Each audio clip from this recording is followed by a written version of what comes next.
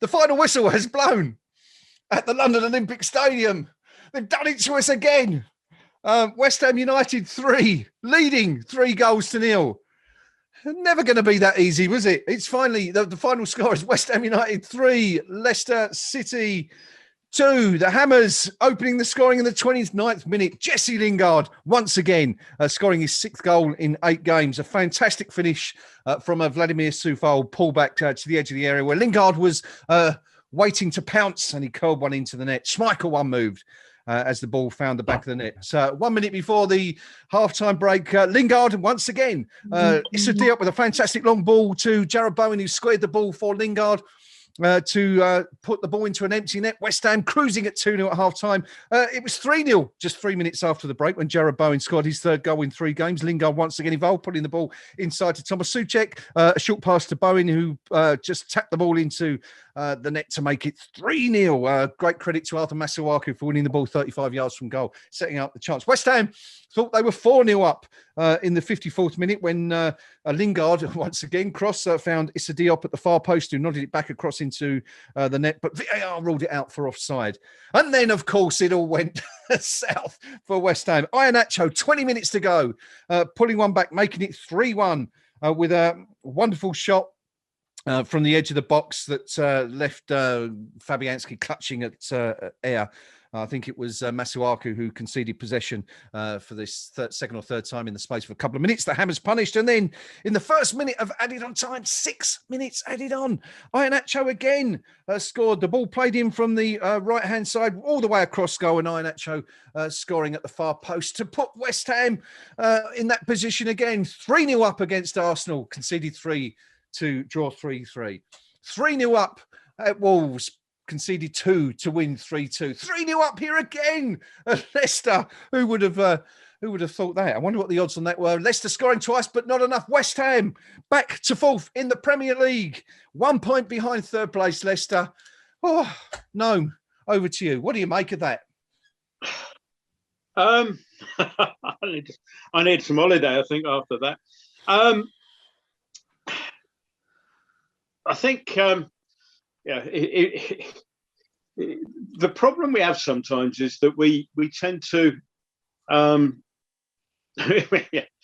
every time we go 3 up, but it is happening every week. We go 3 up, and we do tend to sort of sit back a little bit on our laurels, rest on our laurels a little bit. And there's got to be some sort of balance between going all guns blazing and leaving ourselves loose at the back, trying to get 5 or 6, and sort of seeing out the game. There's got to be some middle ground between it. But here's a thought. Leicester in the FA Cup semi-final next week. We beat Newcastle. That would put us 3rd, wouldn't it? Well, yes, I guess it will. We play on Saturday, don't we, next week, I think? Yeah. So, I mean, all right, Leicester will end up with a game in hand, but 3rd in the league. There's a thought. But no, some fine performances through the team. Fabianski's going to be annoyed at letting in 2 goals that he had no chance with, really, considering he did put in some fine saves. Bowen got the Sky Man the match award. Lingard obviously played well. Good, hard-working, sort of under the cover type performance from Fornals. Not eye-catching, but a good performance nevertheless. I just wish they'd stop doing this to me. I'm getting too old for this. Brilliant. Pinky, they've done it to us again. 3-0 up, cruising. We should have known better, shouldn't we? No, I wouldn't want it any other way. I mean, who needs dull 3-0 wins? Let's be honest, we're all sat there at the edge of our seats, with in the 95th minute. That's what you want as a football supporter. It's the entertainment business, it's about excitement, it's about thrills. Yeah. And dare I say it, that's as gutsy a performance from West Ham United that we've seen today as I can recall in many a long year, because how easy would it have been for every single one of those players today to look for excuses, for the manager to look for excuses, to trot out all the usual stuff about with bare bones, of running out of players, all the rest of it. Yeah, and even during the game, you know, you lose your captain to injury, you lose your fullback to injury. You know, you're playing Bowen out of position because he's replaced Antonio, who's been playing out of position all season. But we've hung on. You know, we race into the lead, we hang on, and you know what? That says an awful lot about this West Ham United team in terms of spirit, morale. You know, because players who are playing for each other put that sort of performance in.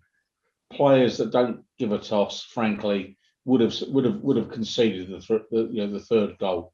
And fabulous stuff from West Ham today. You know, I mean, I'll even forgive Ben Rama surrendering possession with his first touch when he came on, because ultimately it didn't matter. It didn't matter. 3-2 against a Leicester City team until today, 1-10, drawn 4, lost 1 away from home all season. Yep. So there we are with a weakened team at the start, a much weaker team by the end, and we hang on to take all 3 points. Fabulous. You know, I mean, you know, David Sullivan must be laughing his head off. He'll be sitting in his little bedsit over in Epping or wherever he lives, and he'll be going absolutely doolally because he's thinking, I've slashed the wage bill. I've shifted some players that no one really wants. You know, I've spent the next to nothing. And I haven't even had to listen to supporters in the stadium booing the director's box for a year.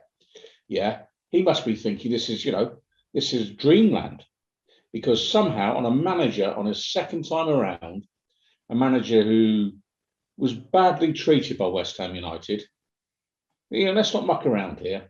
He was appallingly treated by David Sullivan the first time around, and you know, he's actually said, you know what? I'll come back to you. I'll take the job. And what a job he's done. Because if you look at points since the turn of the year, I think we're in the top 2 or 3 clubs in the country. Fabulous stuff from West Ham. I mean, I can't praise our team highly enough today. That was a really gutsy performance today. Yeah, really gutsy. And very, very proud of West Ham United today. Excellent. Well said, Pinky. Well said. Rio, we should have listened to you half hour ago, mate, shouldn't we? When you said, you know, nothing to worry about here. No, you shouldn't listen to me because I've been absolutely pooing myself the last 20 minutes. That is just horrific. The way we defend when we go 3 goals up is just absolutely horrific. The only thing I can think of, we all know that the relationship between our chairman and our support isn't great, you know. Are the players getting on board? Because we all know that our chairman's got a history of heart trouble.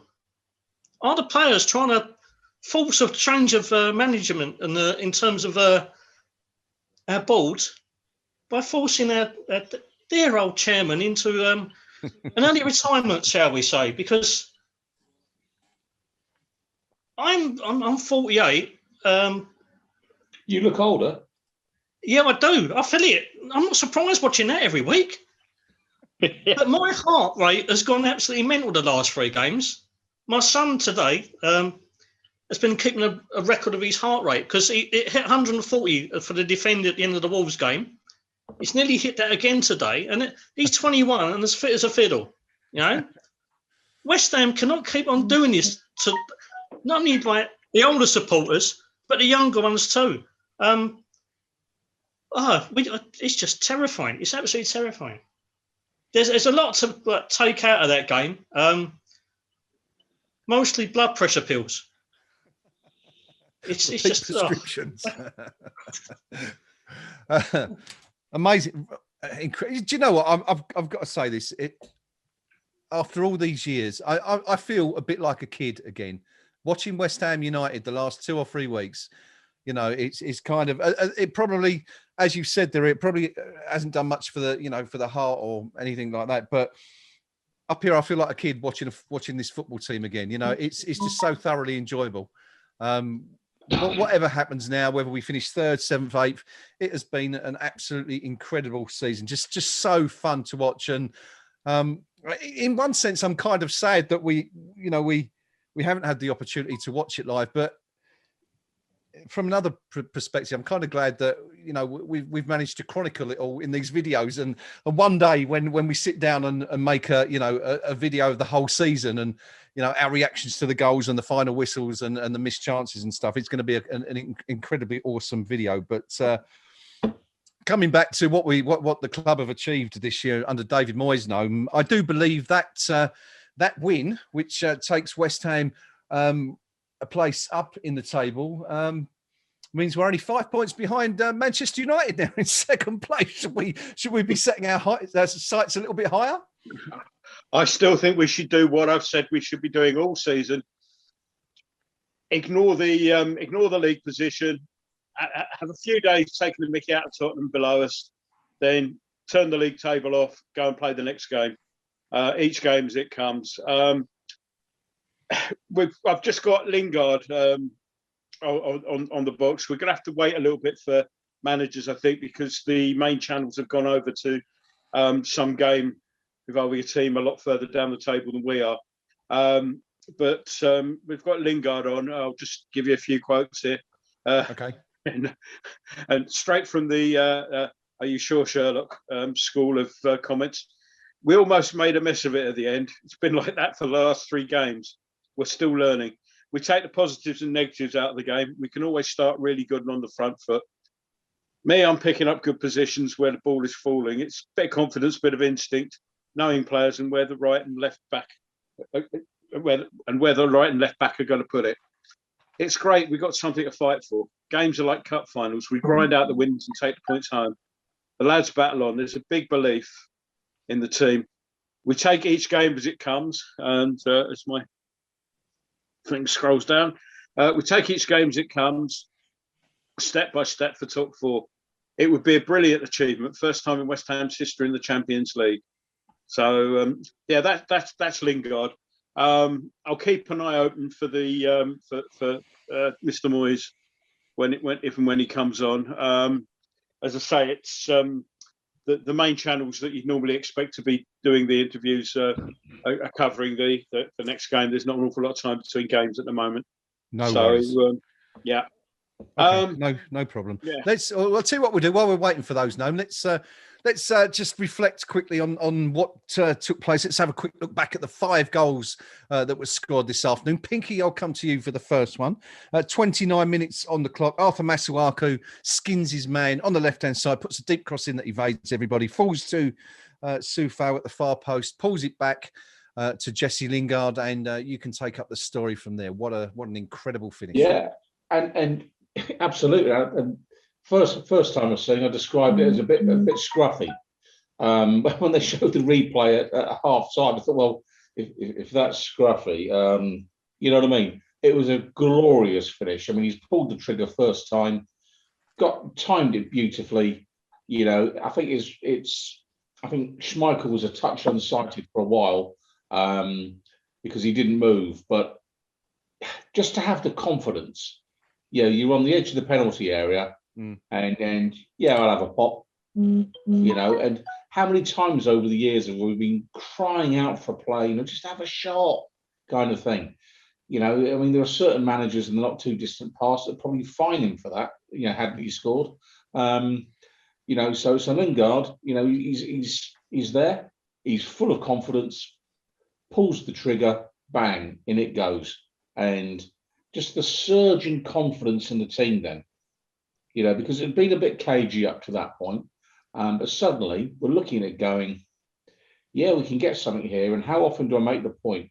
If you want to advance up the league table, you've got to beat the teams above you. Yeah, that is a cast iron rule of league football. Yeah, and we've done it today, and that was the goal that set us on our way. So great strike by Jesse. It certainly was. And then the second goal came, Gnome, a minute before the half-time break. Jesse Lingard, once again, it was pretty direct stuff. We said at the time that West Ham essentially out-Leicestered Leicester. Issa Diop picked up the ball on the edge of the box, sent a long ball down the right flank to Jarrod Bowen. And once again, you can pick up the story from there, if you will. Yeah, the long ball played. Bowen had kept himself onside. he looked a lot more onside than the VAR grid lines seem to suggest. But then, they're taking sort of bits to his armpit or something or other. But nobody stayed onside. Schmeichel came out to greet him. Had two options at that point. One was that the ball had sat up nicely, which would have enabled the lob into an empty net, or the square ball to Lingard. He opted for the square ball to Lingard, and Lingard tapped in from the edge of the box, completely empty goal. Good work from Bowen again. It was the right decision. Although I've no doubt he could have put the lob in, but Lingard won't have an easier goal to score in his career. It was a case of the sort of goal that Leicester might score time and time again, catching people cold with a high line on the halfway line, and they will look at each other and the linesman sort of. Tough luck. So 2-0 it was to West Ham at the break. The Hammers looking good again. 8 goals in the last 3 first halves. Jesse Lingard, of course, as we said, at the centre of that. And then 3 minutes after the restart, Rio, Jesse Lingard once again involved. Arthur Masuaku it was who won the ball about 35, 40 yards from Leicester's goal. Played the ball to Lingard on the left-hand side. He pulled the ball inside the box to Souček, and you can take out from there, buddy. Yeah, no, excellent work all round, really. Souček fed it into Bowen, who kind of slipped it in and fired home from about 8 yards out. But it was just a marvellous team effort again. And we just... Going forward today wasn't the issue. We all saw what happened once the slack pass enabled Leicester to get on the front foot a little bit and fire home the first. But each goal we scored today was really, really well worked and a great team effort again, And as I said during the game, the players who have had to kind of step up to the mark and take the mantle from some of the more leading lights and more kind of, essential players we have, they've all come and done a marvellous job. And Jarrod Bowen capped off a fine performance with a really neat finish from inside the box to make it 3-0 and seemingly a comfortable victory. It seemingly was, but of course we all knew differently, having watched the last 2 games against Arsenal and against Wolves, and 70 minutes gone pinky. And Arthur Masuaku, he'd done it a couple of times, hadn't he, before that? Gave the ball away cheaply, 30 yards from goal. And the ball slammed home in the end by a player who is in equally hot form, as much as Bowen and Lingard have been for West Ham. Iheanacho scoring to make it 3-1. Yeah, here I'll actually, an individual error from Masuaku, no question about it. He's just given the ball away. I mean, I said in commentary, I've seen Carlton Cole do that in a game where literally he passed the ball to the feet of Jermaine Defoe, who scored a goal in broadly similar circumstances when we played at our proper ground. But it happens, but it's why you can't have Masuaku playing as a proper fullback. That's why the manager picks him further up the field normally, because he'd normally make the mistakes further upfield.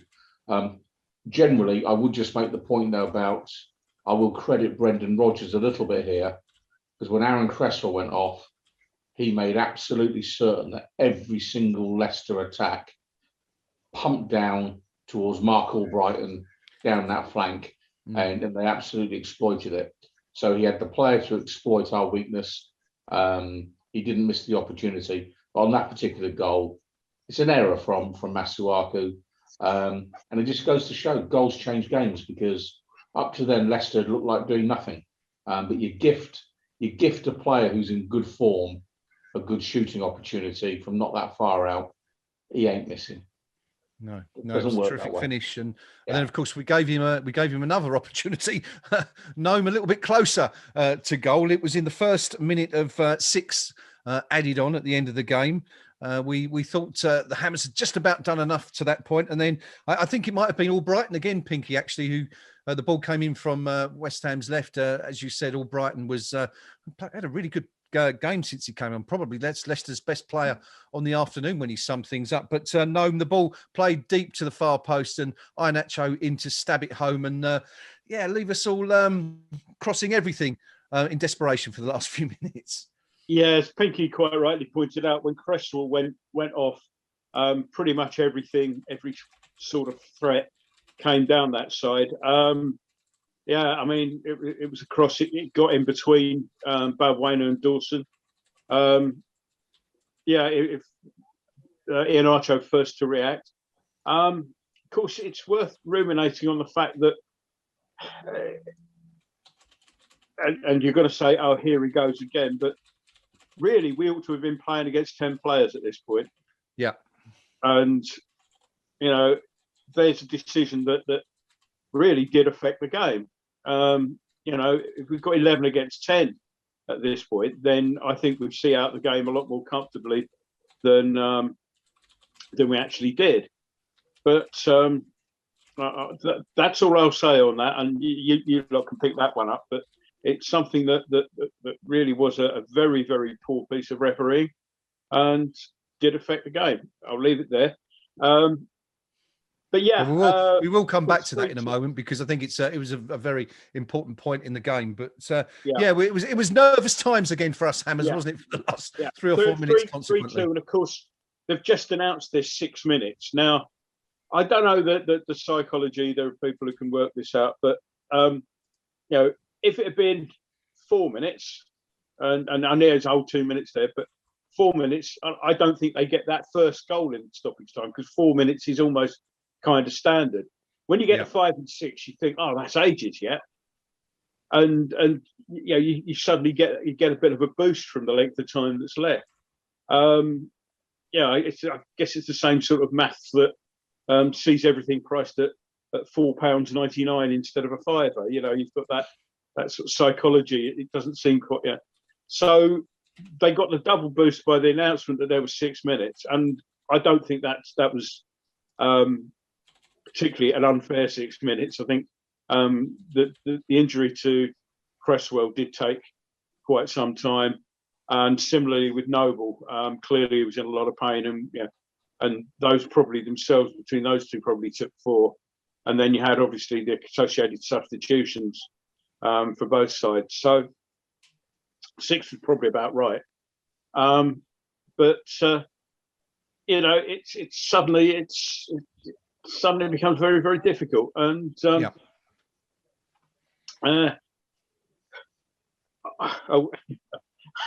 all very well Pinky saying, "Yeah, I'll have that. You can say that afterwards, Pinky. Afterwards you say, "Yeah, God, aren't we great to watch? 3-2 every week." But at the time, If you've got I was more nervous today than I was against Arsenal and Wolves. I don't know if it's that psychology, because we've been through the same thing for the last 2 weeks. But I was convinced at one point that we were going to concede that third goal there today. And that's why I said today was a really gutsy performance, because after the Arsenal game, and then we do it the following game, and I'm saying we learned nothing, and I was very critical. But today we dug just deep enough, did just enough to come away with all 3 points. And we're at the stage of the season, let's not kid ourselves, where 1-0 in the 94th minute of Noble's backside, if that delivered 3 points, frankly, who cares?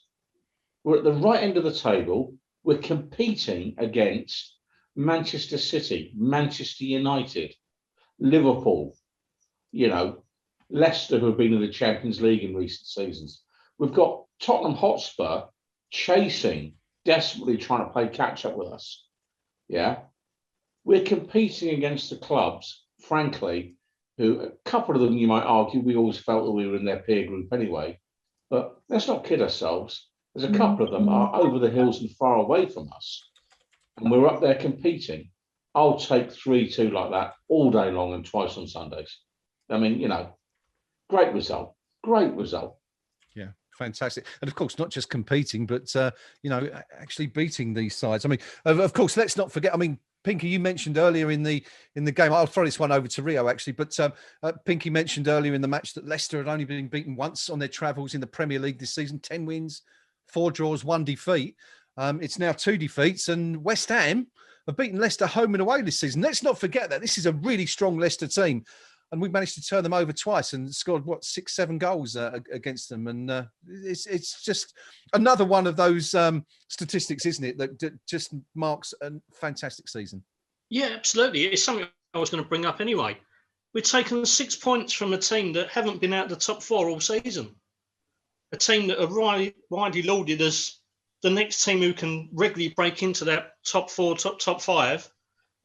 A team that Brendan Rodgers has moulded in the aftermath of the Ranieri era and reinvigorated and made them an absolute threat. I mean, their away record speaks for itself. Yeah. The way they attack and the way they play speaks for itself. But we absolutely dominate them up at their place. And for 70 minutes a day, we did the same.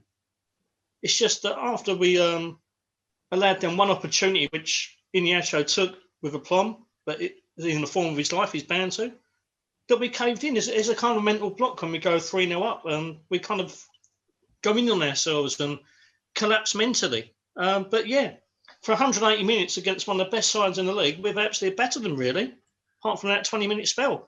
And it's fair play to Moyes for what he's got at his disposal, making an absolute engaging to watch, breathtaking to watch at times West Ham side with very little to work with. You know, he's done a marvellous job. Yeah. Obviously, the whole nerve situation at the end needs addressing. And the one person who looked absolutely furious at the end there was Moyes himself. He looked absolutely furious for the team. Now, there must have been, after the last 2 performances and the way we caved in a little bit against Wolves and Arsenal, he must have been working on this in training throughout the week and actually drilling into the players not to fall in on themselves. And the way we did today, he was absolutely livid. And rightly so. So I'm expecting next week more books being thrown about in the changing room, on the training ground, everything being thrown at the players, and numerous defensive drills going on. But yeah, we've made the Leicester side that are really, really impressive and have been impressive all season. Might look ordinary at times. Yeah, it's actually an interesting point that Rio raises there, Gnome. I mean, how do you think David Moyes is going to be reacting in the changing room right now? I mean, what sort of team talk do you think he's going to be delivering? Will it be a case of what we said, you know, fantastic chaps, well done, you've beaten Leicester home and away this season, team that's never been out of the top 4, a team that's only been beaten away from home once this season in the Premier League, you've done them home and away, brilliant. Or do you think he's going to be castigating them for, once again, leaving us supporters on the edge of our seats, having nearly thrown away a 3-0 lead for the 3rd game in succession? I think the way of work it is that there might be a few light-hearted comments today about, you know, guys, can you stop doing that or something like that.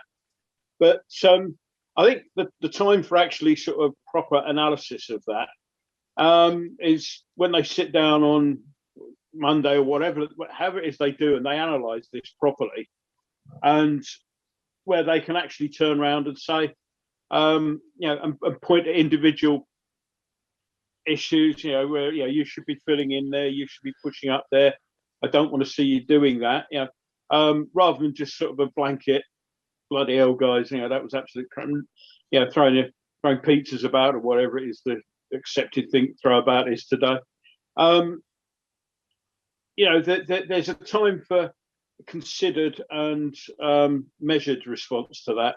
But yes, certainly, I mean, let them know that there are things that you're not happy about, and you're going to talk about this properly on Monday when we've had a chance to look through I was going to say the tape, the disc or whatever, the hard drive, the wax cylinder of the commentary. Yeah, but yeah, you know what I mean. But yeah, as I say, there's a certainly thing, and that's good because,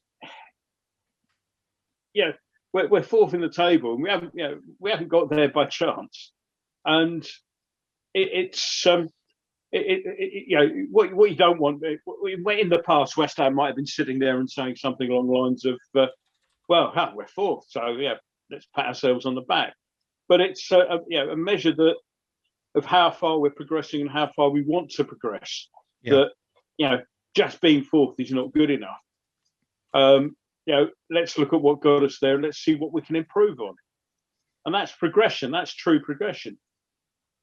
And I mean, it will no doubt be said again before we go off air tonight. But we want to finish this season as high as possible.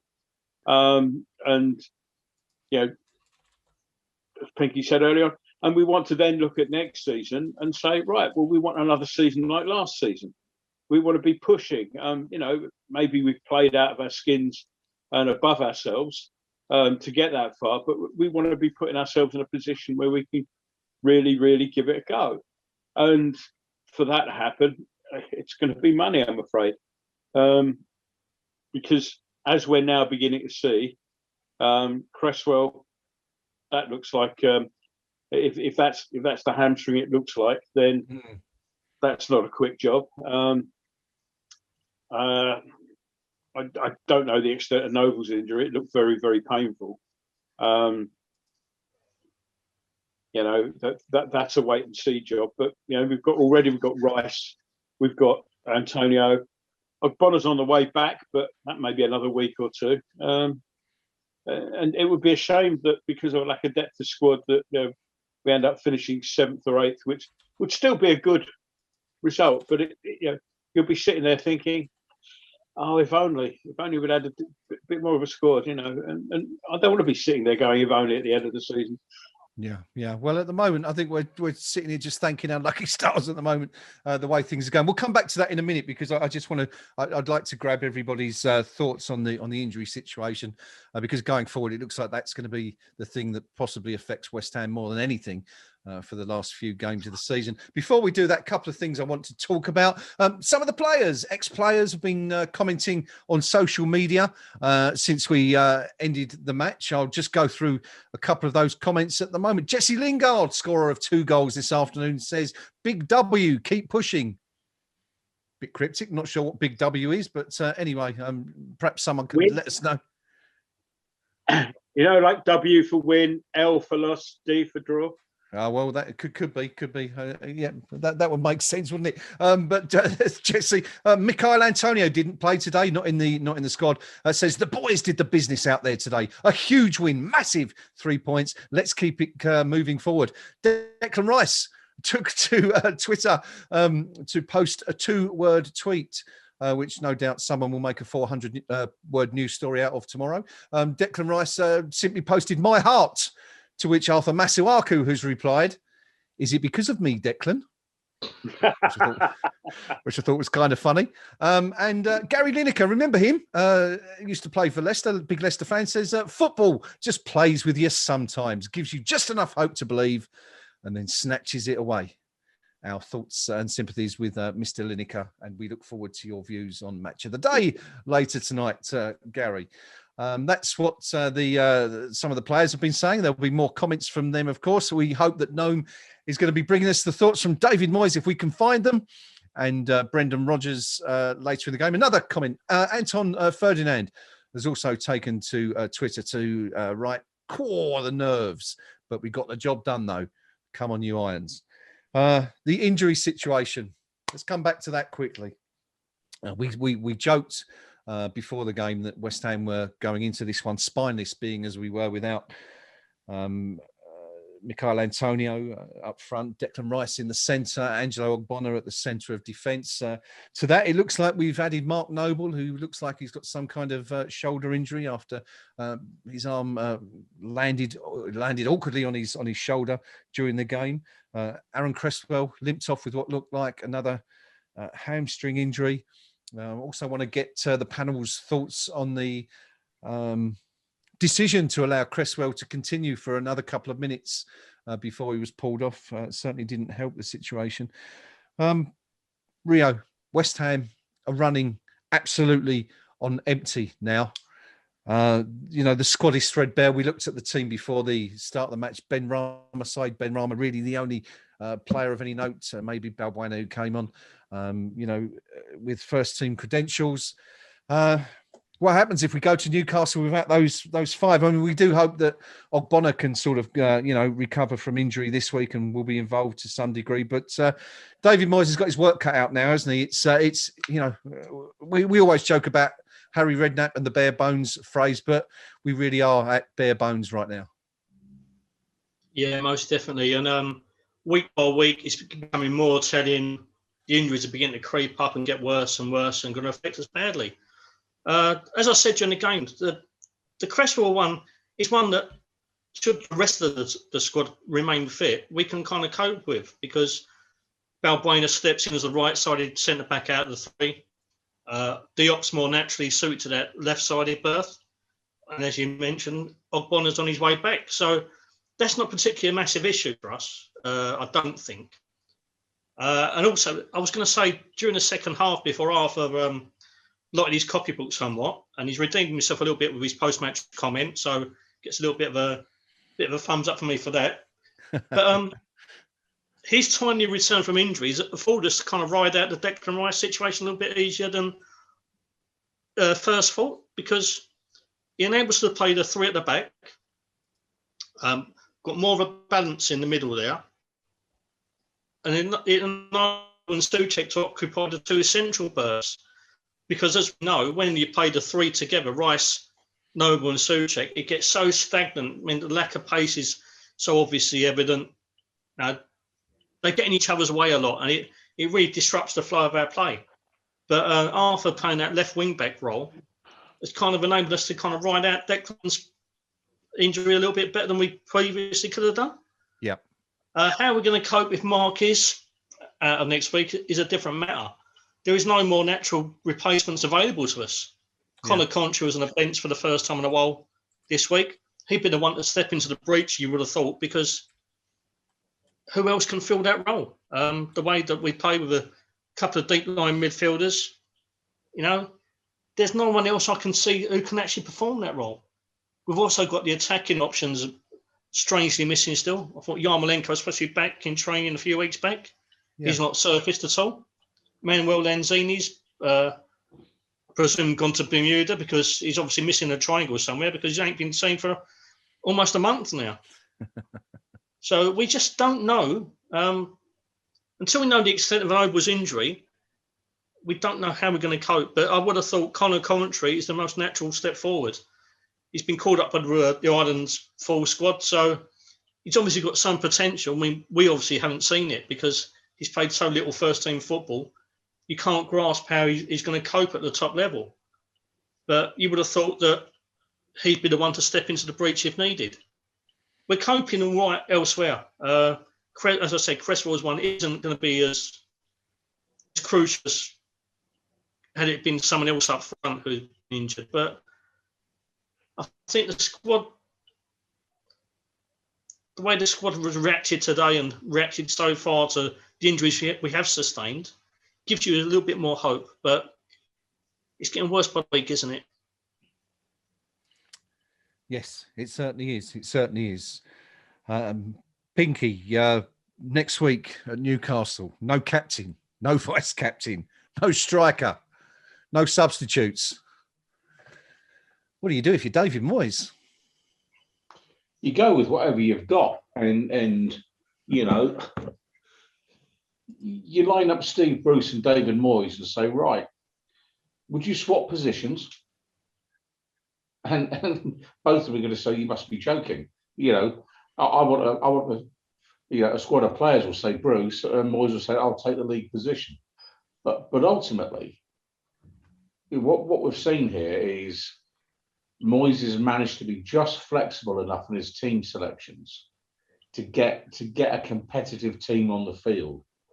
And what we're in now is it's almost like tournament soccer, whereby you're going through a tournament. There's 7 games left to win the thing, and you've just got to find a team, any team that you can stick out and say, right, Newcastle, where's the threat going to come from? St. Maximum, in terms of his pace, he's going to be a real threat. So you think, that's the obvious one. But we can cause them problems. We've not seen him for a while, but You know, is Frederick still available to maybe play one of his more advanced cameos? You know, if we played, say, a 3-4-3, that kind of thing. So, you know, the manager's got options, you know, to get at his disposal. I think we'll see Noble next week, if I'm being honest with you. I think we'll see him. I think, yeah, he's had a nasty injury there today, but it's on his arm, not his legs, if you know what I mean.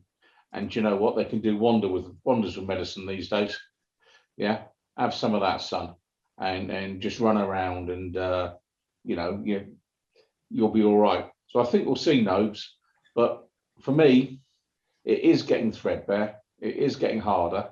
If you look at the game, you know, if you could pick one game out of the next 3 to have, you'd probably want next week as your weakest opposition, if you get my drift. Yeah.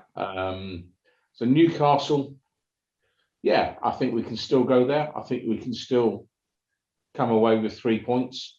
And if you can do that with a team that is, you know, basically a scratch team, you'd be happy with it. And we tend to focus a lot on our club, obviously. I don't know how many injuries Newcastle have got at the minute. I don't know how many injuries Tottenham Hotspur have got at the minute. You know, they may well have missing players. Everton, yeah, you know, Liverpool, whoever it may be. So we always focus on, oh, you know, the world's against us, but it might not be quite as bad as all that. And you can cope with injury crises better when you're in fourth than you can cope with them when you're fourth bottom. That much I do know. Okay, good stuff. I feel before we carry on, Gnome, I should point out that I don't think we hit the post today, did we? Oh, no, I think Gnome's got the... Jeroboam's needed. Yeah, yeah, it's a point, actually. We did, didn't we? Yeah. Yes, but yeah, West Ham clips, the cat on West Ham clips will be spared another kick up the backside, I guess, today. But yeah, I'm usually West Ham not hitting the post. Gnome, who have you been listening to? I've had both Mr. Rogers and Mr. Moyes. Mr. Rogers was bemoaning the fact that they weren't at it in the first half. Right. And was disappointed with all the goals. There was a lot of talk about the disciplinary position. The 3 players know that that's not what we're about, and I'm disappointed in them. But it's been dealt with internally, and that was it. So much as what you'd expect him to say. We've just cleared Mr. Moyes now. He was not happy with the way they finished the game, but you know, particularly the first half, the first 60 minutes, he thought they played superbly. It was pointed out that this was done without Declan, without Antonio, and he said, yeah, he said, and you know, we haven't got Lanzini either. And at the end there, where we needed to try and change the flow of the game, we were really struggling for substitutes. You know, who we're going to put on. So yeah, there's an acknowledgement there that we're kind of short on numbers, but he's enjoying the ride. He's said we're not making any assumptions or plans for the Champions League, but we're certainly going to give it a try and just keep going. Basically, the gist of it was we're going to keep trying, keep going, and see where we end up. But yeah, he's happy with some of the stuff we've been playing. I think there are definitely, as we suggested earlier on, words to be had about the closing 20 minutes or so. But enjoying the ride while it happens. Excellent, good stuff. Just to recap, David Moyes not happy with the finish, but he enjoyed the first hour, which he said was superb. No Lanzini, we didn't touch upon that one, no, did we? Yeah, he didn't actually say what the problem was, and he wasn't listed as being on the sick list, but there clearly is some sort of issue there, and I haven't heard what it is. So, but yeah, I don't think he was on the bench for the Wolves game, was he? I've got a funny feeling he might have missed that as well. Interesting. So, well, we'll have to keep an eye on that one and see what we can pick up anyway. But yeah, of course, another player missing for Moyes. We can add to that ever lengthening injury list. I want to move on to a thread on the KUMB Forum Not the match threads. We'll come to those in just a minute. Rio and Pinky, to see what the fans of both West Ham and Leicester had to say about that game this afternoon. But I want to cast your minds back, if you will, to a few weeks ago. There was a thread posted on the KUMB Forum, Rio. You may remember it. That caused quite a few issues amongst the members within. And it was entitled, "Are You Entertained?" Do you think we've been entertained in the last few weeks? 3-3 Arsenal, 3-2 Wolves, 3-2 against Leicester. Yeah, there's been entertained and there's been terrified. We need to strike the balance of the middle, We need to find some middle ground. There was a lot of talk earlier in the season that Moyes is the way that we set up and the way he plays. It's almost Allardyce-esque, that we're playing for a 1-0. We're trying to hit on the break, win games by just set pieces alone. And the poster who started that thread, I thought we had a valid point, which is why we let it ride between a lot of us, because it did cause a lot of consternation, a lot of heated debate, shall we say, But I thought it was a valid point. But we seem to have gone the polar opposite, and I'm just desperate for that middle ground, I don't, as I said, if you look at the match for today, there's more mentions of anxiety, blood pressure, defibrillators than I've ever seen in the West Ham thread ever. And again, they're all valid points. We can't keep defending like that. You said, how would Mr. Moyes deal with the aftermath of the way we defended in that game? And had we not had such a massive injury crisis, I would have suggested sending in Stuart Pearce with a baseball bat at one point, but we just can't afford any more injuries at the moment. But yeah, no, we're being entertained greatly. We're just, it's a bit too far, Please kind of strike that level balance, please, Dave, because it's gone from one extreme to the other, and it's not doing us any good, to be honest, mate. Well, I mean, that's the reason I raised the point. I should stress that wasn't in any way a criticism of the thread itself or Graham who started the thread, but it's just it seemed kind of ironic to me that we'd gone from some very sort of I guess you'd call it functional, if you were being kind, football at the time to this kind of. It's almost I don't know. It's a bit like being on the footballing equivalent of a roller coaster, a helter skelter, I suppose, and not knowing exactly what's going to come next. And Pinky, what's your view on that? I mean, if given a choice of the two, would you prefer a perfunctory 1-0 win and backs to the wall defending, or would you choose these 3-2s every week where I suppose it still ends up with backs to the wall defending, doesn't it? But lots of goals, lots of entertainment. Yeah, I mean, I think in fairness to David Moyes, I think we should point out that only 4 teams have scored more goals in the Premier League this season than West Ham United. So, are we entertained? Well, we're seeing plenty of goals at West Ham, that's for sure. The big difference, I think you can say, since Lingard made his debut first weekend in February, we've been scoring for fun. And the manager could quite rightly point out that you can only score the goals and do the fancy stuff if you've got the personnel to do it. And until we actually shipped Haller out and got Lingard in, very much we didn't have the personnel, or at least the manager thought we didn't have the personnel. So, there's an element of, it all depends what the manager's got at his disposal.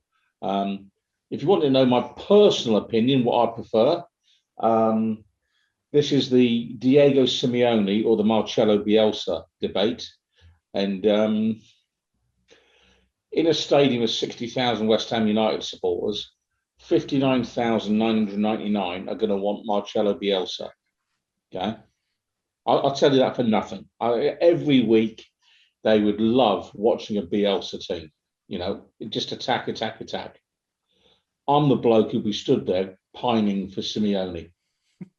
Because I would take 1-0 in the 90th minute every single week, I suspect, for about half a season. And then I would go, can I have a bit of Bielsa now, please? And it's, when you win 3-2, you say you love it. When you lose 3-2, you say you hate it. And it's one of those, but at least at least you've seen some goals. You know, I don't know. It's so hard because you've got to factor in the opposition, how they're setting up, and all the rest of it. But I'm just delighted that so many of our players now this season are being seen to fulfil something like their potential. And I've got a game on between two other clubs at the minute, and one of them's got a player, Paul Pogba, in the team. I was shocked to see it come up. He's 28 years old. And yes, he's won some trophies, but has he ever come anywhere near to fulfilling his potential? Nowhere near it. Nowhere near it as a professional footballer. Mark Noble got nothing in his trophy cabinet, but today gave an outstanding performance, I thought, for West Ham United. I thought Noble was really good today for a player that people have been saying, oh, well, we've got no Declan, it's Nobes, and, boo. Well, actually, he's come in for 2 games and being an outstanding professional, okay? And all I'll say to the likes of Paul Pogba, that's how you do it. And if people think Noble's completely finished, here's a stat for you. He's 2 years younger than Luka Modric. And Modric is still turning out for Real Madrid every week. Mm-hmm. So there you go. We might not have seen the last of Noble even yet. And, was he our worst performer today? Far, far from it. Was he our best performer today? Very close to it. So you take that, but it's about players fulfilling potential for me rather than whether or not it's a 1-0 or a 3-0 or a 3-2. It's okay. Are they doing their best?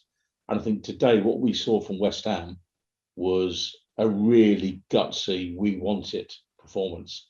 And I haven't seen that in 30 years. Seriously. That kind of, even at this stage of the season, we're still trying to get points. We're still trying to do things. These are golden days, mate. For people watching this thinking we're going to see this every season, dream on. We thought that at 85, 86, didn't we? We're all now pushing 60, So, I'll take a 1-0 sometimes. Sometimes it's 4-0 and I'm not happy. That Watford away years ago when Sam was in charge.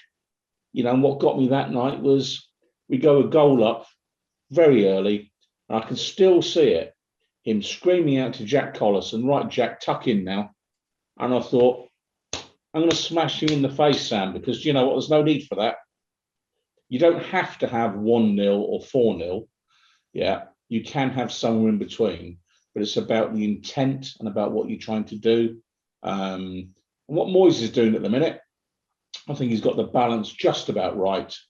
Because let's not forget, if we had Angelo Ogbonna on the pitch today, we're not conceding some of the goals we're conceding. Yeah. So I think we're doing okay at the minute. I think we're entertaining. And dare I say it, I think we're worth the 4th spot. Because all my life I've had to listen to people saying the league table don't lie. So why is it lying this season? It isn't, is it? Not at all. Not at all. And we've just completed the double, of course, over the team. Rio pointed out earlier, they've not been outside the top 4 all season. They're 3rd at the moment. Only a point ahead of West Ham, of course, now Leicester City.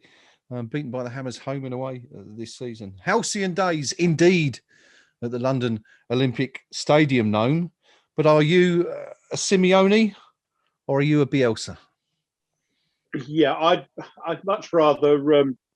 at the end of the day, I'd much rather... as long as we're winning, I'd much rather us win 3-2. We can all joke about the heart attacks and everything like that, but I don't really know any other way over the years. You go back to the 60s and we always seem to win or lose a lot of games 4-3, for example, a lot of 4-3s. And, you wouldn't see too many 4-3s in, some of the top couple of teams list. They were all about Leeds and Arsenal were winning stuff. It was all about grinding out the 1-0, shutting up shop, which again was kind of prevalent at the time. In any case, a lot of defensive football going on back then. Things have loosened up a bit since then, thankfully. But yeah, I mean, it's all about I want to be entertained, and yeah, I've said this 1,000 times. We mentioned Mr. Allardyce, for example, and that game against Hull when they were down to 10 men was the classic example of, right, well, let's look, they've got 10 men. It's Hull, it's not Barcelona. They've got 10 men. Yeah. What's going on here? I mean, for all his, she had his admirers at the time, but I'm repeating this. I've said this a million times, I'm sure, but the number of times you come off a game having been, you've endured it, and it's you've had 90 minutes. We may have won, we may have drawn, we may have lost, but it's not been a pleasant 90 minutes to watch. And I go into that press room, and freezing me bits off. Grabbed a cup of coffee to warm my hands up more than anything else, and then in came Allardyce with a laptop with all sorts of bizarre statistics that shows that, in fact, no, I haven't been freezing my bits off watching a dull game of football. That was Brazil versus Italy 1970 all over again. And which is why, I mean, I jokingly throw my hands up whenever you start quoting some of the more exotic statistics that these guys come out with. But I mean, I'll sit back and look at that now, and I'll have a breather and take my tablets and things like that. I look at that and think, well, in retrospect, that wasn't half a bad game of football, and we sort of enjoyed at the time a bit more had I not been supporting one of the two clubs involved. But I'll watch it back now when they do the match of the day or whatever tonight, and I'll knowing the result and not having that tension. I'll enjoy watching it a hell of a lot more. But yeah, I'd rather see that. And I think Moyes is, because if you like, his natural instincts are more on the defensive side of things. Yep. We've got more of a balance, because if you look at that, that's not a team without flair when everyone's fit. I mean, Antonio, Lingard, and Mr. Bowen saw how he played today. Fornals when he's on song. Good old Arthur. These are all players who've got a lot of skill and flair, and it's kind of, it's almost as if Moyes has said, well, I recognise this is where my strengths lie, but I realise that we need a bit of this. Now, whether or not he's saying that because it's West Ham or just for to get a basic sort of team out that's going to play the way he wants, but we're beginning to get a team that is enjoyable to watch. And you said you're a little bit like a kid now, and it's.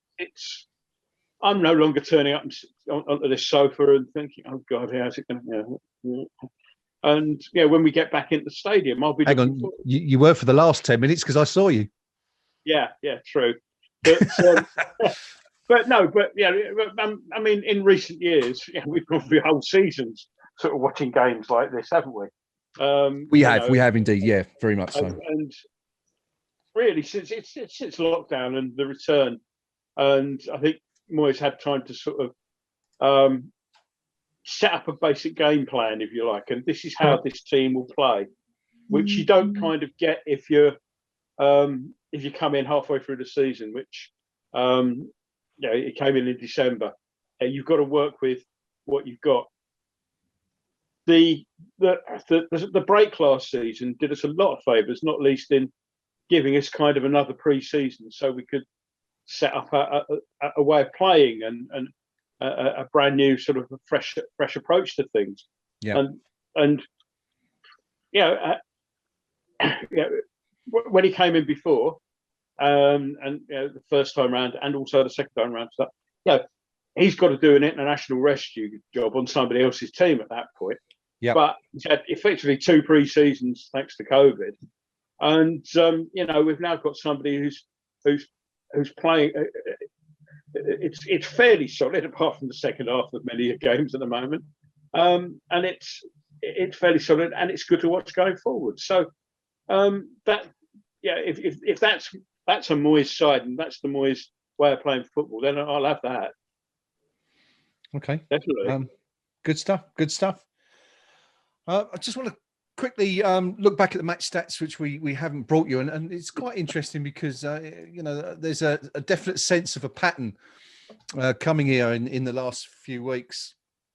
Possession wise today, West Ham 36%, Leicester 64%. It's probably not often that Leicester see that much of the ball during game. West Ham shots, 4 shots in the entire match, 4 shots on target. Leicester 14 shots, once again only 4 on target.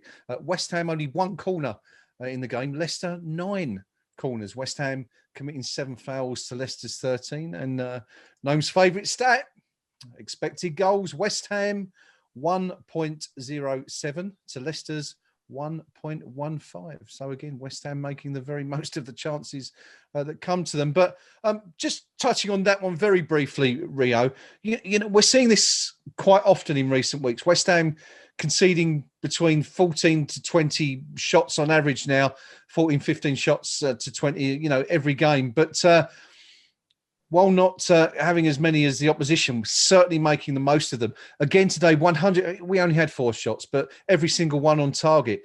But yet again, we're seeing the opposition having quite a few shots, but out of the 14, only 4 on target. You know, this is kind of we're seeing a pattern emerge here now, aren't we? Where the opposition have been given quite a lot of the ball, having a lot of shots, but you know, that pattern kind of suggesting that they're from long range and not hitting the target. So.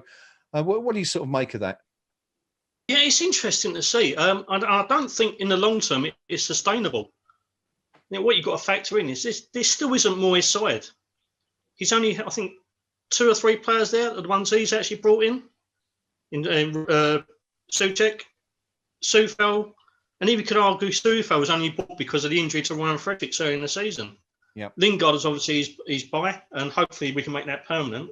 But as well as we're doing, this is still David Moyes operating with largely a squad that isn't his. You know, Craig Dawson also factors in as well.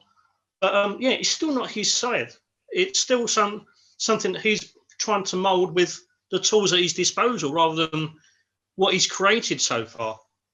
So, despite the fact that I don't think the way we're playing is sustainable long term. Like I said, we're a work in progress. This is a long-term project. Yeah. And should he be given the funds that he's to improve and push us on a little bit further and get the kind of player that he actually wants, then you know, we're not going to exactly play in the way that he actually we want to see, or he actually wants to see until probably next season, the season afterwards. Mm-hmm. Okay. But no, it's a long-term project. At the moment, it's working. It's certainly scary at times, but look at where we are and look at what he's done. You can't fault him. Yeah, very, very true. Very true. Pinky, do you think more would be made of the fact that West Ham aren't creating that many goal-scoring opportunities? I mean, it sounds silly, doesn't it? If we were winning games, you know, once again, we've been outnumbered in terms of the statistics by the opposition, which seems to be something that's happening every week. But of course, you know, I suppose the counter to that is to say that Leicester won the league by doing that every week. And, you know, we've said it already today, but we've out-Leicestered Leicester again, haven't we, here this afternoon? Yeah, and I touched on it in commentary about, you know, I think it was Arthur who was due to send the ball across, might have been Cresswell, but I said we had 4 players sprinting into the box at that stage of the game, you know, waiting for that ball to come into the middle. Yeah. Things like that, I think, are more important than how many shots you have per se. It's you know, because, you know, let's not forget the opposition are there as well. But if you've got 4 players who are at least putting themselves in a position that if the ball does come in, they can actually get on the end of it, that to me is positive play. I don't think we've seen any sign of us parking the bus, which is really what people are getting at with all this. Yeah. For an awful long time now, you know, I've seen nothing of that sort. I mean, absolutely nothing of that sort. So, okay, you know, this is not a, you know, park the bus, cling on and try and smash them in the last 3 minutes approach. We're not doing that at all. I think where we're giving the opposition plenty of the ball is in parts of the field that can't hurt us. And even when they're getting near our box, we're sending them wide. So again, we're actually stopping, generally speaking, shots that are bang in front of goal.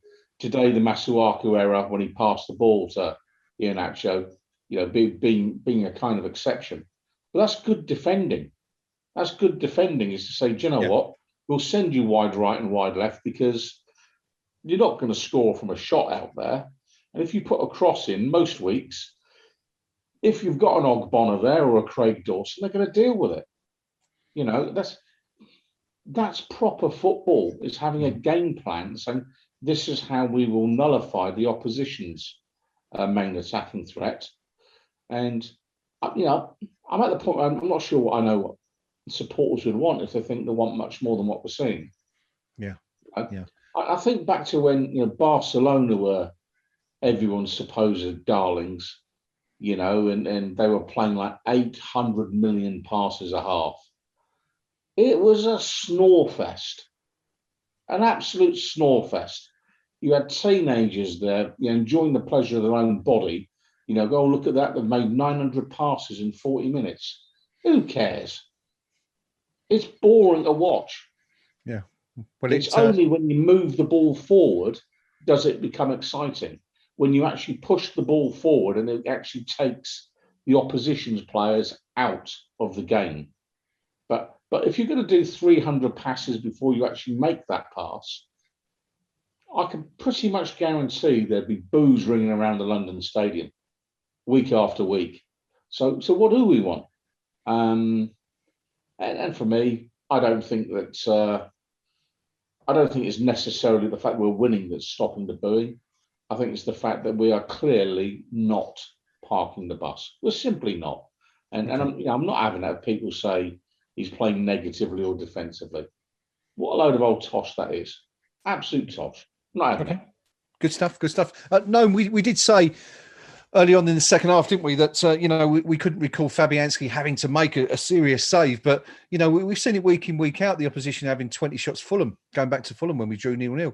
I think they had 20 shots against us and only like 1 or 2 on target. But it seems to be happening every week. Of course, it's easily overlooked, I guess, isn't it, when West Ham are winning football matches. But I just wonder, Rio said it's not sustainable. What's your view on that? West Ham only 4 shots at goal today, 4 on target. Leicester 14, also 4 on target. Well, I mean, and here, I'm not a great fan of some of the stats. Some of those shot stats kind of mask an element of quality. I mean, some of those shots that you're going to be quoted for Leicester, first half in particular, I mentioned a couple of them where there were efforts from 20, 30 yards that were along the ground, which were basically thrown there just to keep Fabianski awake, I think, more than anything else. Vardy had one, didn't he? Iheanacho after 5 or 6 minutes had that slice effort. There was one at the start, the second half. So, clearly not the greatest What I would quality. say is that Fabianski did in the second half pull off a number of very, very good saves. They weren't sort of spectacular, tipping the ball over the bar around the post. There were a couple of times. There was one in particular where he came out of the feet of, it may have been Iheanacho, which was just absolutely superb. And there were a few times. Ricardo, I think it was, wasn't it? Scored so highly is that with Leicester's sort of primary tactic over the years, and it was more to Iheanacho than it was to Vardy today. But you had the situation where that ball's coming over the top. You can rely on Fabianski. You know he's a reliable goalkeeper behind you. So the number of times he was spotting that, coming to the edge of his box and snuffing it out, and coming out, sliding out to get in. It's twofold. One, you've got a good goalkeeper, who can is a good shot stopper. But then, and we'll hark back to last season when we had Roberto, and it was a case of, you've not got to worry about what's behind you because he's going to do his job by and large. Whereas you had Roberto, you've got two things to worry about when the ball comes to you. Can you play it like you'd normally play it, or have you got to worry about the guy behind you making a complete mess of things? Yeah. So I think Fabianski had a very good game today. It wasn't one of those spectacular save after save Rob Green against Arsenal games, but it was a very, very good game for him, good and effective. Now,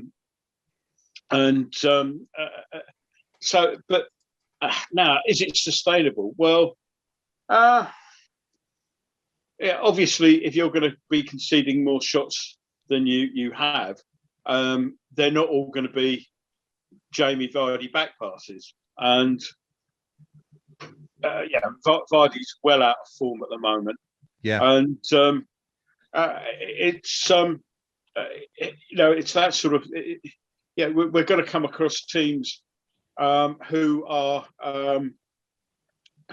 below Leicester, but whose strikers aren't in such a woeful spell of form like Vardy, for example. So those shots might well test Fabianski instead of being those little grubbers along the ground that you think, why did you bother, mate? Yeah.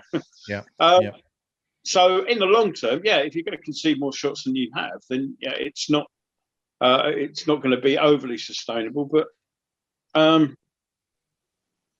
keep going, up your shot content. I wonder what he was going to say there.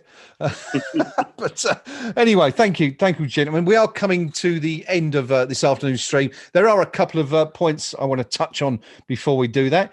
And if we could rattle through these at a fairly quick pace, that would be grand, because I think we've done over an hour already on this afternoon's post-match discussion. Given there's been so much to talk about, of course. It's been another great day for West Ham. Firstly, we kind of winced a little bit when we saw his name again at the start of the match. Mike Dean was the referee in charge this afternoon, once again, making a second appearance at a West Ham game since he was, or the FA overturned his red card against Thomas Souček for the dismissal at the end of the Fulham game when he became entangled with Mitrovic, and Dean decided to send him off. And he was kind of at the centre of a bit of a controversial decision again today, Rio. There was the incident with Ndidi, who was already booked. Do you think he should have had a red card in the... it was about an hour gone, wasn't it? I'm just trying to look at my notes. So 73 minutes when he tripped Bowen, having already been booked. Do you think he should have gone? And what did you make of Mike Dean's performance this afternoon? It wasn't Mike Dean's worst performance ever. He's got a catalogue of them. I think the Ndidi decision was pretty disgusting, because Ndidi had made about 7 or 8 niggly fouls throughout the game. I think 3 or 4 times he kind of wrestled with Jared Bowen and put him to the deck. Yeah. It took too long for Dean to give him the first yellow. The second one, which we all pointed out, it was a blatant red. Persistent fouling. That was an absolute professional foul and a half, and Dean's let it go. Overall, though, I thought he had a reasonable game apart from that. Also, I think one of the Leicester players has made his job a lot easier. And I think we just touched on Ricardo. When he went through on the Fabianski, he could have made an absolute meal out of that. But he also had a chance about 3 or 4 minutes after that, towards the end of the game, where if it had been a little bit more professional, shall we say, he could have made Mike Dean's job a lot tougher, and he could have easily won a penalty. But I've seen Dean have worse performances. We've got away with it, but indeed he should have gone. Okay, good stuff. There was also the incident where Aaron Cresswell was booked pinky, wasn't there, earlier on in the game, where Cresswell was hopping mad. He felt that he took the ball first, but Dean gave him the yellow card. But as Rio says, there were perhaps opportunities for Dean to, there was a lot of diving going on in and around the West Ham box. What was your overall view of the officials' performance today? I'd put it down as one of Dean's better ones, by virtue of the fact that actually, you look, when you've got the likes of Vardy there for the opposition, goes to ground very easily, and he was strong enough not to award a spot kick at any stage during the game. And for that, if Dean's the ref, you've got to be grateful. I feel a bit for referees, if I'm being honest. I think the pace of the game in English football is such, and this is what's unique to us and why we have so many referee controversies that other countries tend not to get. It's the pace of the game in our league. Yeah, we struggle to get the right caliber of ref. Gnome's spoken at great length and with great sort of knowledge about there's reasons for that in terms of the structure, but the refs we have are the refs we've got, and I'm reluctant to get too heavily critical of them, because if there's no ref, there's no game. So today he should have sent off Ndidi. As for the rest of it, I'd say it's a mixed bag, but it's the same for every ref. I'm not a big fan of any ref, and I'm not a huge critic of any ref. They're just who we've got. I'm more concerned, if I'm being honest, with VAR and the use of it, and why we've gone down that road. And I think generally, in terms of how matches are officiated in the broader sense, I think there needs to be a long, hard think about the direction football's going in. That would be my take. Excellent, good stuff. No, I know your feelings on Ndidi because we spoke about it earlier on, but if you had to give Mike Dean a rating out of 10 today, what would it have been? And do you think that perhaps one or two of those decisions might be overlooked a little more than they should be, because West Ham have come out with all 3 points at the end of the day? Certainly the Ndidi one. I mean, if we'd come out of that without winning the game, because Leicester had players on the pitch who shouldn't have been there. You want to mark out of 10? Struggling. I thought we had a poor game throughout, to be honest. Over officious. He was stopping play to have words when really nothing was happening. That one in the first half, 45 seconds or something, where he there was a restart that didn't. I mean, there was no need for that. That was purely, it's live on the box. I'm here, everybody. I mean, you look at that game and he sort of almost gets praised because he hasn't made a major decision that's sort of the game. Well, I think he did. Not booking Ndidi for that second yellow was a major decision that could have changed the game. Thankfully, it didn't. So I'll give him a 3. He had the right kit on. But you'll see what gets me, and as I say, I mean, it's the structure really. I bored the pants off the planet in the last few years over it. But you'll see a referee who's up and coming through the leagues, maybe sort of just outside the sort of second select group. So they're getting a few championship games and below that, and beginning and making it. Now they'll go through their assessment, and if they didn't book Ndidi, that'd be noted, and their progress would be harmed by that. Right. And they'll sit there and watch that in a day and think, why is he getting away with it? Why is he allowed to do what he wants? And it must be very disheartening for a referee when you see Dean sort of continue to be in employment.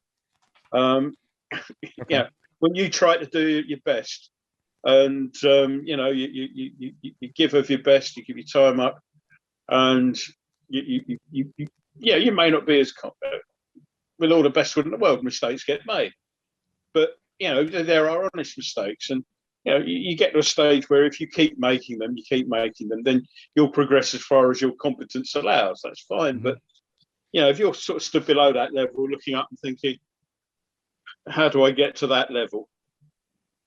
You're probably already above it in terms of competence and skill. But I'm glad we got.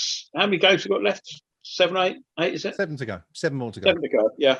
So the chances of getting him again, I'm hoping, are very slim. Wouldn't it be? It'd be just our luck, wouldn't it? Last game of the season, and we need something out of the game against Southampton to get into Europe in some shape or form. Oh, you just know what he's going to do if we get him for that game. Well, don't rule it out yet. Yeah. Who knows? Okay, yeah, couple of way early.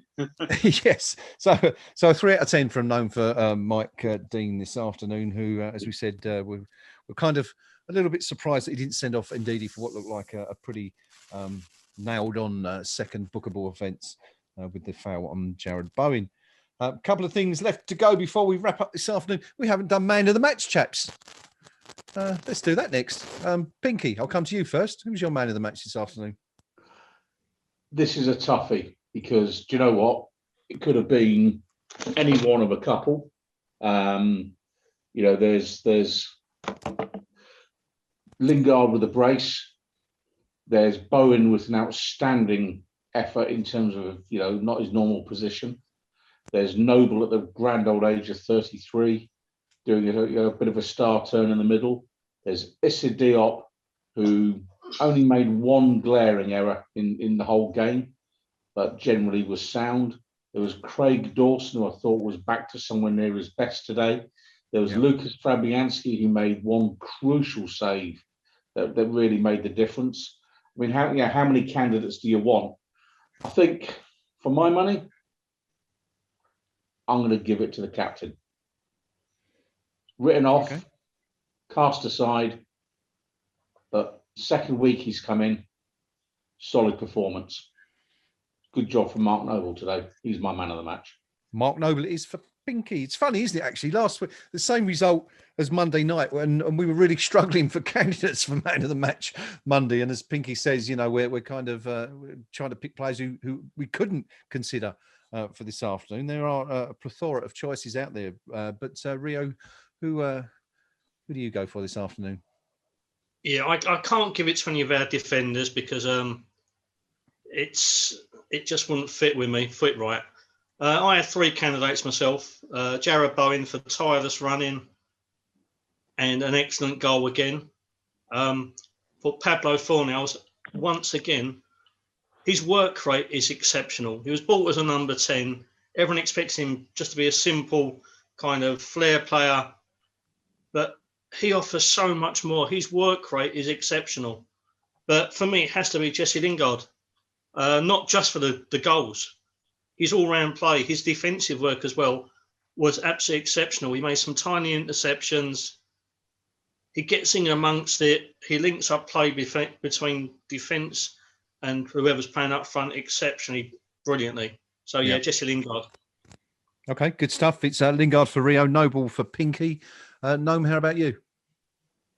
Again, it's a tough one this week. There's all sorts of people. And my learned friends have covered the candidates quite well for me. I'm going to go for Bowen, purely and simply because as obviously at a much lower level, but as a striker himself, I could see how much trouble he was causing that Leicester defence all the way through. He must have been a really annoying player against today as a defender, and purely for that, it was good to see. I mean, say probably got fouled. How many fouls did Leicester do? I don't know how many, but I'd suggest over half were on Bowen because they simply didn't know how to do it, and it came from playing to his strengths because. We had to because he had no Antonio. Yeah. Okay. Good stuff. Bowen for Gnome then. So that's three different nominations, just going to prove how difficult it is to choose an overwhelming man of the match this afternoon. I'm going to confuse things even further because I'm going to choose someone completely different to you guys. Going back, I mean, there's so many comparisons have been made with this team and the squad of 85, 86 that finished third, West Ham's highest top flight finish, of course, which we could yet emulate this season. West Ham now within a point of third place Leicester following today's win. But back then there was a player who played 36 games that season for the Hammers and really was a player who worked very, very hard and kind of went under the radar when, you know, up against players such as McAvenny, Ward, Alvin Martin, Tony Gow, Ray Stewart, those names that stick out from that season. Tony Cotty, of course, was Hammer of the Year in 85, 86. Guy called Neil Orr, who came from Morton and did a fabulous job, just got on with it. worked so hard and allowed everybody else the opportunity to do their job and take all the plaudits. And it kind of reminds me of a player we've got in that team at the moment, a little Spanish guy called Pablo Fornals, who it's been mentioned, Pinky mentioned it, no mentioned it, I think.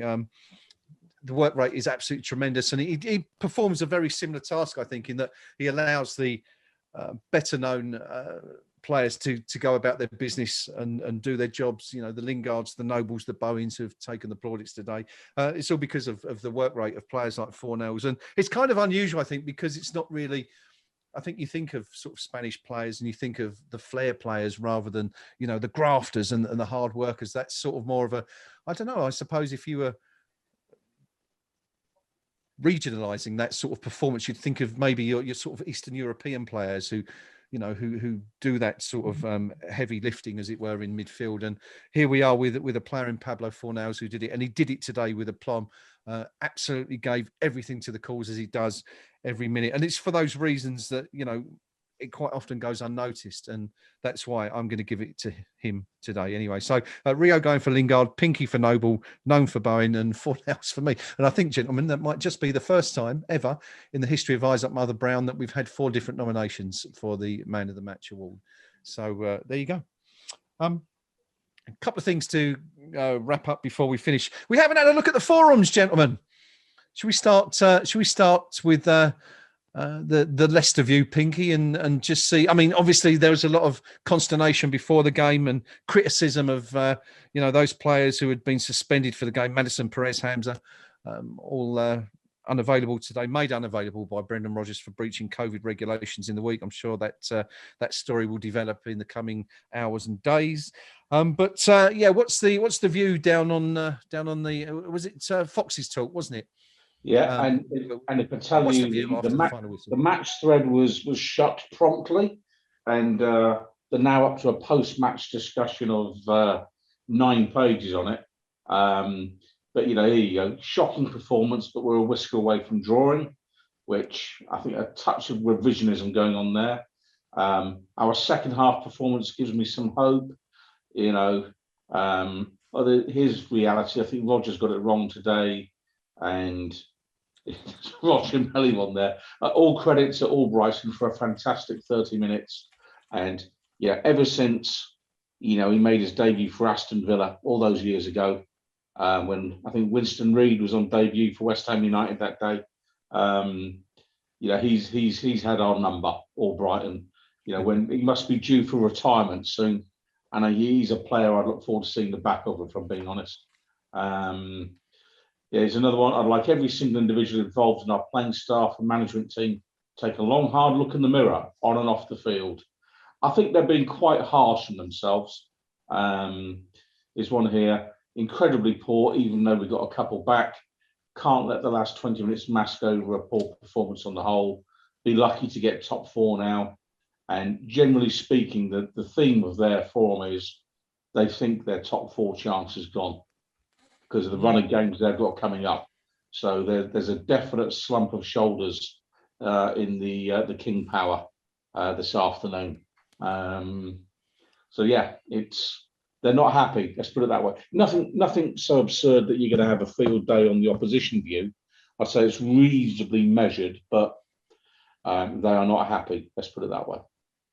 No surprise, really. So not only have West Ham dented the Foxes' European challenge, but also the confidence, it would seem, of the players, if that's anything to go by. But of course, we'll see how that goes. Pinky mentioning that Leicester have got a very, very difficult final 3 games of the season. I think it was Man United, Chelsea, and Tottenham. I think they face in those last 3 games. So a lot to do for the Foxes to maintain their Champions League challenge in the next 3 or 4 games. Rio, happier times. KUMB.com forum match thread. I should imagine everyone's very, very happy this afternoon. Yeah, and if you've got any interest in cardiology, the match thread is the place to go tonight. Box has put, Souček and Gnomes are excellent in midfield today, but we're really missing Ogg and we need him back as soon as possible. Clarky and Bell, can we just score 3 and not concede any time next, please? I'm going to have a heart attack if this continues. I thought the Bone had his best game for us by far, and both Fornals and Lingard ran their socks off, as did the Czech lads. Lincoln Hammer 1963. Let's have a little bit of perspective here. In commentary, we kept hearing about Leicester City, a superb away record. But that's their only second defeat this season, and this is all still a learning curve for us West Ham fans. Dave, I put, what a crazy game of football again. To get the win with who we had missing was brilliant, really. It's just the same, get to go through every emotion known to man in the second half once more. Butler, Jesus, that was hard work to watch at the end once again. It's worth noting that the players who are going all wobbly in these situations, not the manager who's instructing them to sit back. Moyes was screaming at them to get up the pitch. For all the effect on my nerves, however, how good is this going to be? We're fourth place in mid-April. We're scoring lovely goals. The games are exciting. It's better than mid-table obscurity or a relegation battle. Alden, it's like watching football when I first started going in the 60s. No one is shortchanged watching a West Ham game anymore.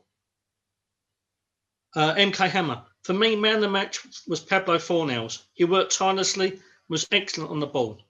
Of course, there was very good contributions from throughout the team. The standout performances were from Soufal, Noble, Bowen, Dawson, Diop, and of course Lingard.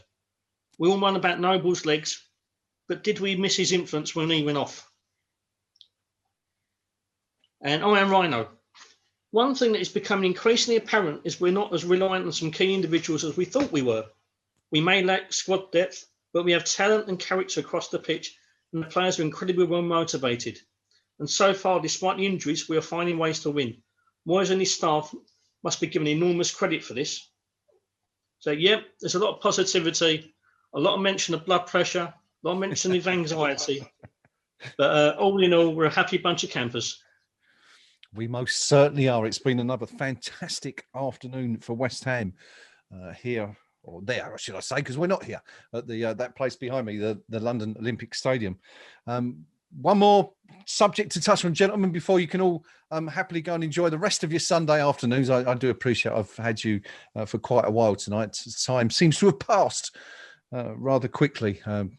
Because we've all been enjoying ourselves talking about another fantastic West Ham win.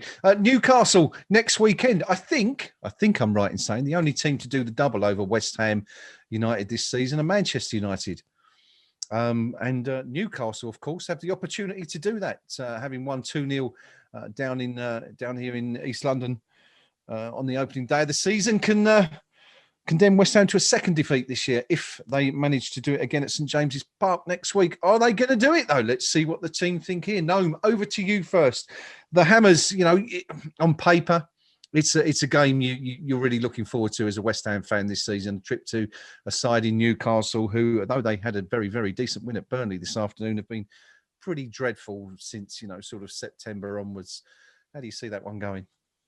Yeah, it's funny, isn't it? Because, first game of the season or whatever it was, if you told us this was the situation, back when you get to April, amazing. We've had you certified, I think, yeah. Yeah, indeed, yeah. No, that's coming later anyway, I think. But no, it is a game I think we can look forward to. Yes, they got to win today, but they've got to win against Burnley side who are sort of something and nothing. I've watched a fair bit of them in the recent months, and they'll get something like today, but it's they'll then have a game where there's absolutely zero in inspiration for them. And I think Burnley are in any sort of form in any case, so. I think this is a game we'll win. It's my only regret on this one is that it's always a favourite away game of mine. One of my best mates used to be chairman of their supporters club, and so a lot of people up there that I love to go up and meet. And it's really sad that we're not going to be able to meet, especially with the extended birthday celebrations that would have happened. And a third off the rail fare, of course. So I'm kind of a little bit sad for that, and it's tinged with sadness. But I think we should be able to get 3 points, and I'd hope we should get 3 points up there.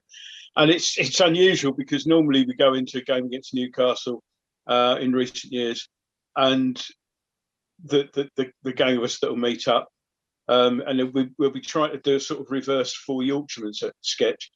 Each one is trying to outdo the other in pessimism. You know, you'll slaughter us today.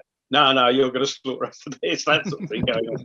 But I actually, for the first time in quite some time, I feel confident about the trip. So yeah, that's how I feel about that one. Excellent. Okay, good stuff. Good stuff. Rio, Gnome's pointed it out. We haven't had the best of luck up there in the northeast. In often in seasons past. I mean, you can think of the odd win. You know, Stan Lazaridis. Remember that one? 25 years or so ago, and once or twice since, we've come away with wins, but they've been few and far between. Is this going to be a happy hunting ground for West Ham next week, or are we going to completely West Hamify it all and revert to our former form? In terms of ability and personnel, we should win this. It's just sheer numbers we have available is going to be our undoing. One thing's for certain is our opening game of the season against these lot was an absolute turgid performance from us. It was absolutely abysmal. We've probably the worst I've seen since the days of Allardyce. Surely we're not going to reproduce that kind of a performance. Just look at the way we've entertained and terrified in recent weeks. We're not going to produce that again. It's just about who we can get on the pitch, who can fill whatever gaps we've incurred with the numerous injuries, such as Cresswell, potentially Noble.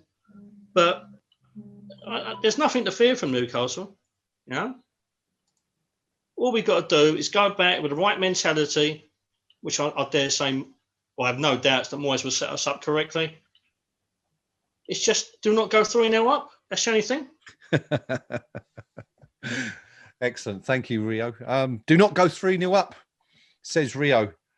And we've got nothing to fear. Yes, of course. We have nothing to fear. Pinky, says Rio. Isn't that a reason to fear everything? Perhaps. No, I'm not having that. One of the things I dislike most about our club is this inferiority complex that we carry around with us everywhere we go, and we've got a jolly little song about it and all the rest of it, and we use it as an excuse for a lack of character, a lack of desire, a lack of application. Yeah. And I hate it. I hate it. It's more than anything, that's what I hate about our club. And for us, I'm not buying any of those excuses. We're in 4th spot by right. Yes, we've got a list of injuries as long as anything. But do you know what? Do you think in those years when Liverpool were winning the European Cup every year, they weren't suffering injury crisis and all the rest of it? This is where you find out if you're any good. This is where you find out if you want it. And if we're worried about Newcastle United, who are 4th bottom, then really the players who we do put on the pitch next week, well, if they're worried about playing Newcastle, transfer list all of them, because they're never going to be good enough. If you're worried about playing the team who are 4th bottom and you're sitting in 4th spot, you don't deserve to be starting week in, week out. Yeah. What I'm looking for from whichever players we put on the field are players with a bit of character that say, yeah, okay, I'm really a wide right midfielder, but I'll play up top today. Yeah, I'm not much of a fullback, but I'll give it a go today. I'll do the job for the team and I'll be disciplined. Okay. So yeah, I don't expect us to win, but I expect us to try and win. That's the key. That for me is what matters. And as long as we try and win, I'll forgive them any sins. What I won't accept is going to Newcastle and trying to come away with just a point because we're a bit thin on numbers. Right. That wouldn't be good enough. You know, it really is death or glory stuff now. Okay. If we want to go and play football in Europe, then next Saturday is the time to show it. And for my money, pile the pressure on Leicester City, make them crack, keep the pressure on Chelsea. You know, all of these things, you know, these clubs have got European games, they've got cup finals and all the rest of it. Okay. So let's have a go. You know, I'm just dreading the Friday afternoon stories or the Friday papers, which will be full of, you know, 8-page spreads on John Joe Shelby wanting to come to West Ham. You know what I mean? You know, I can't read that again. But no, I think we've got a good shout, albeit with a depleted squad. Yep. But we should be good enough. Okay. Good stuff. Loving the confidence. I love it, and it's a really valid point, I think, that that you make there about, you know, the whole bubbles thing. And but I guess that's what 35 years of underachievement does for you, isn't it? As a football supporter and as a football club, it becomes ingrained. It becomes very part of your soul and your psyche, and you know, you do expect that. And even still, I mean, look at our predictions today. Only one of the four of us predicted us to beat Leicester this afternoon. Congratulations, Pinky, by the way. Well done. But that just, and here we are, you know, all four of us probably getting on for 50 years plus, probably with the exception of Rio, experience as West Ham United supporters. And that's because it's part of our very makeup, part of our soul. That's what we expect. But this team's changing things. This team is different. These players aren't, you know, from our generation. They don't think the same way we do. And long may it continue. Long may this team continue to surprise us. And by God, they're surprising us every week. I want to end, gentlemen, today's broadcast, and I'm going to ask you this every match now between now and the end of the season, because we started doing it 3 or 4 games ago, and it was a bit of a joke, really.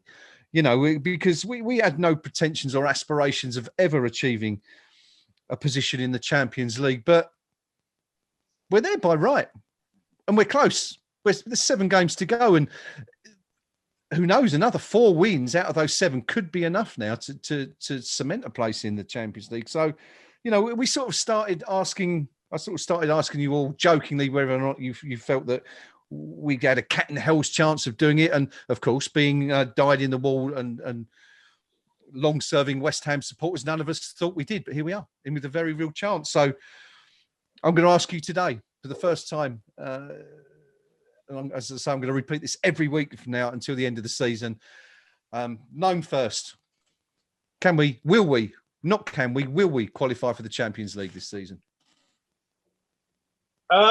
Actually, I was just getting prepared for you to ask me Europe. Now you've actually gone once. No, we're going for the big one, Champions League. Yeah, now we've joked about it in the past. Here we are. Excuse me.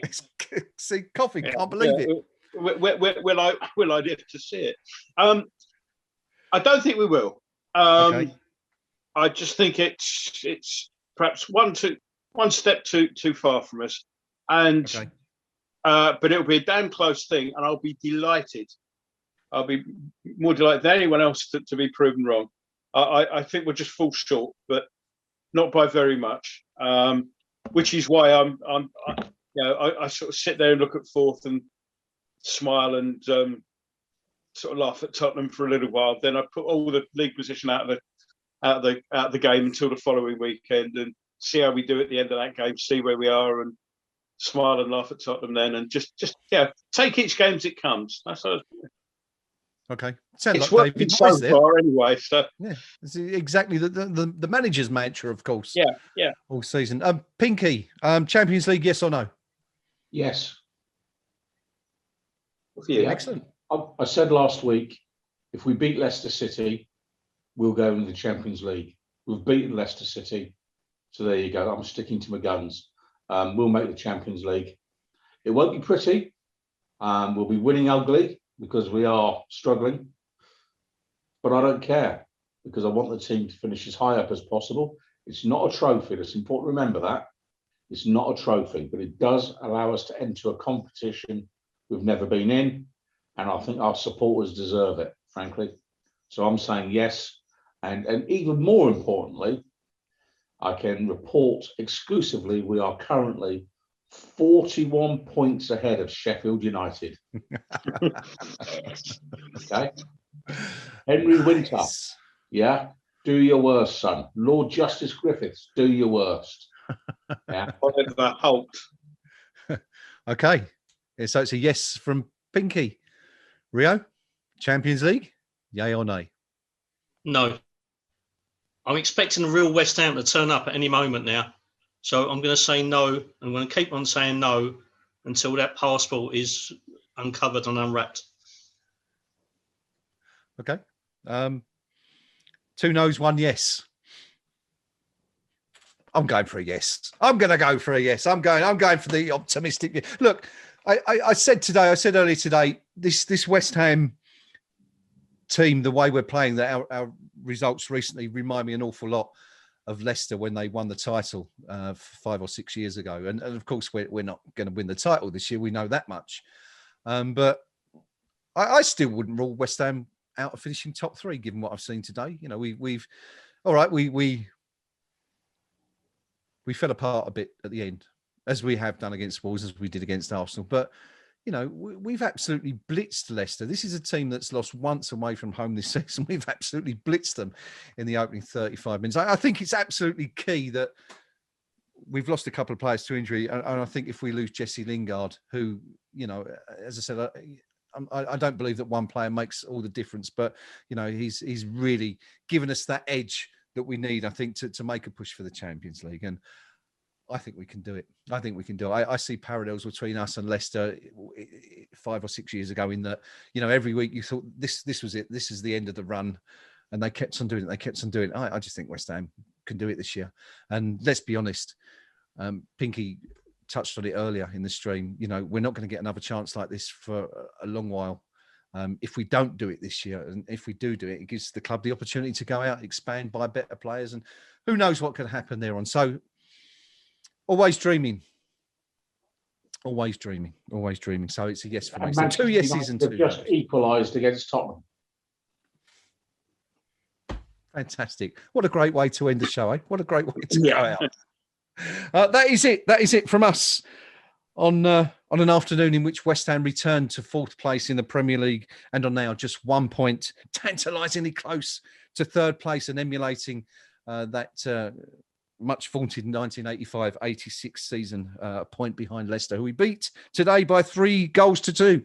Goals coming from Jesse Lingard with a brace and Jared Bowen just after the break to put West Ham in a 3-0 lead. They left us biting all our fingernails. I don't think any of us have any fingernails left after watching that comeback from Leicester, in which they put it back to 3-2. But we managed to cling on and grab another 3 points. My thanks go, as always, to my team. I'm doing it again. I'm going very Brady-esque there, aren't I? To my fellow team members, should I say. Rio, thank you. Pinky, thank you. Gnome, thank you. For your company this afternoon once again. And thank you to all of you who've joined us throughout the afternoon. Once again, we love having your comments. We love reading them out on the show to see what you're saying. Come and join us on the KUMB.com forum on the match thread to let us know your thoughts on the afternoon and anything else that's been going on. If you've liked what you've seen this afternoon, give us a little thumbs up down there underneath the stream. It all helps, apparently.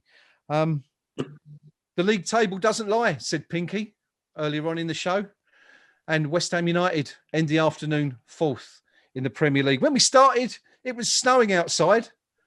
It's absolutely beautiful, blazing sun out there right now. You know what they say, the sun shines on the righteous and all that stuff. Well, let's hope there's something in it.